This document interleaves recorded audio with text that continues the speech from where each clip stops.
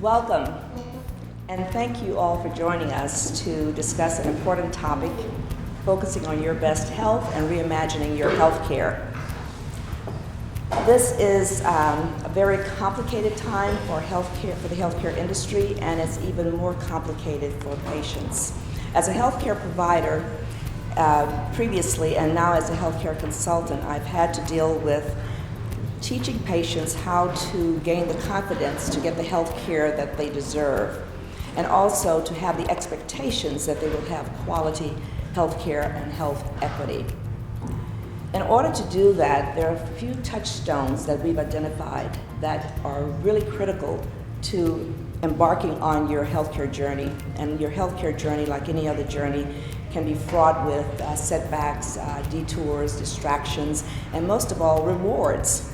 And it's those rewards that I'd like to focus on for you so that you can visualize well-being, peace of mind to know that you have all of your ducks in order and that you have the possibility of having the best possible health outcomes. These touchstones for success include access to the medical care system, an arrangement for productive engagement, and adherence to medical management. Access to the medical care system, we've talked about that, the news media has been replete with that because of the Affordable Care Act. But access to the healthcare system is not just based on having health insurance. We're pleased that the uninsured are now insured, and we have more people who can access the system, especially for preventive care, to reduce the cost of the medical care in general. However, access depends more on the individual, you, the healthcare consumer, being able to vet your physician, get the right physician for you, to know that that physician is available, to know that that physician is appropriate for your healthcare needs, and to know that that physician is approachable. And the approachability of a physician and the healthcare system is very critical. The arrangement for a productive engagement is also important. That arrangement includes knowing who your primary care physician is, having a network of subspecialists if you have complicated diseases, and there are 60 million people with chronic complicated diseases such as diabetes, hypertension, and kidney disease. And if that's the case, you need to have all of your specialists in order.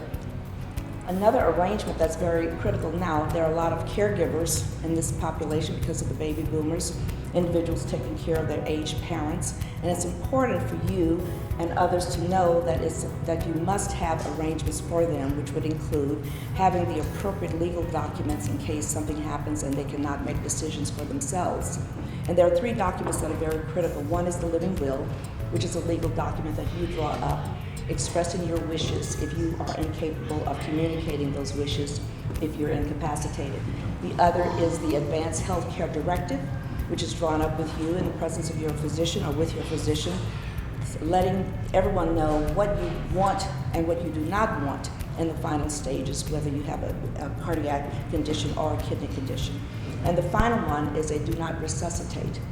Now, do not resuscitate will let them know that your wishes are not to be resuscitated or to be resuscitated in case you have cardiac or pulmonary involvement. Adherence to medical management. Adherence is very critical. We'll see some statistics soon to know how many patients really follow what their doctors say.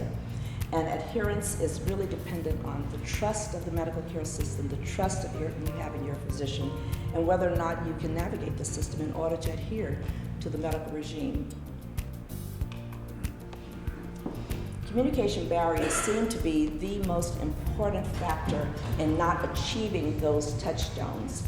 And poor doctor-patient communication or patient-doctor communication, timed and shorter appointments because of the pressure put on physicians to see an increased volume of patients, and the encounters can be intimidating to some individuals because they're not equipped with the appropriate questions to ask or with the appropriate expectations.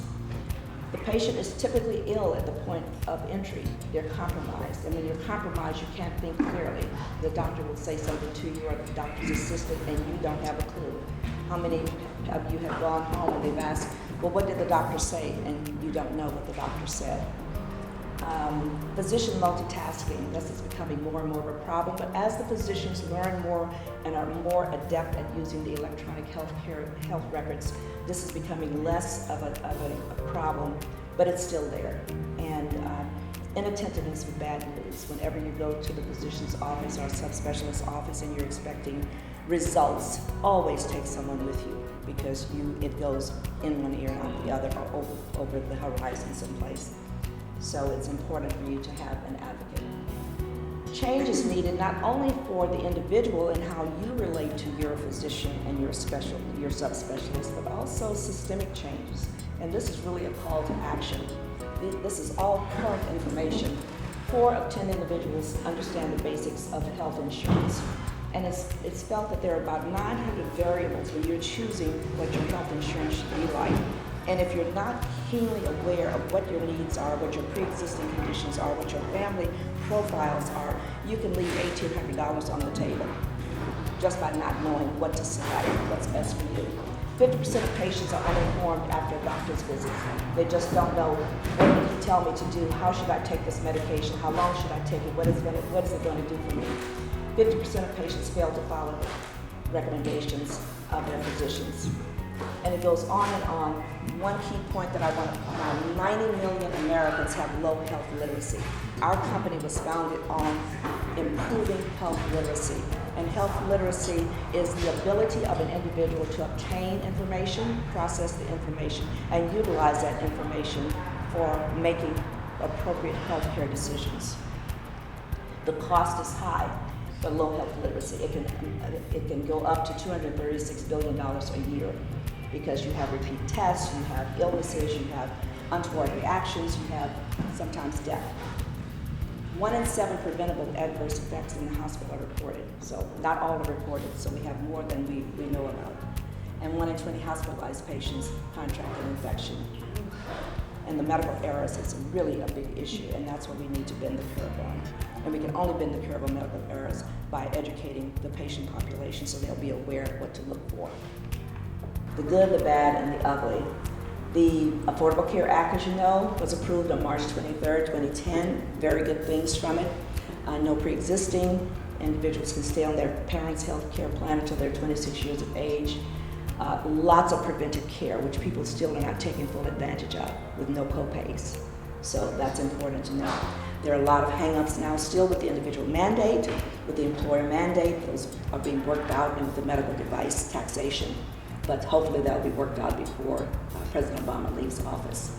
And then you have the U.S. Preventive Health Service, which they decide on when you should get your preventive care. We know we've had these timetables and guidelines for years for vaccinations, for colonoscopies, for mammographies. Well, now this task force is a volunteer task force, and they decide who should get what at what time.